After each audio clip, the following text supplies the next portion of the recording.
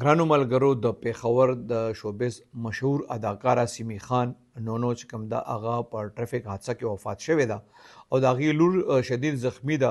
د شوبز چې کومې حلقې دي د هغې وینا دا ده چې د شوبز معروف اداکاره سیمی خان نونو نن د خپل لور سره د پیښور نه په خپل ګاډي کې اسلام آباد ته روانه وه او په موټروی باندې د دې ګاډي چې کوم دی هغه د حادثې ښکار شوی دی. په دې حادثه کې سیمی خان نونو چې کوم ده هغه وفات ته او د هغې لور چې کوم ده هغه شدید زخمی ده. ابتدایي دا انفارمیشن دی که بیا مزید دی کې سب معلومات کېدل چې یاره د اکسیډنټ څنګه شوی دی اوړېدلی دی یا بل ګاډي وهلی دی نو هغه انفارمیشن به زه تاسو سره شیر کوم. سیمی خان نونو چې کوم ده دا تقریبا 18-20 سال پیښور شوبز نه دی سټارټ اغشتی و.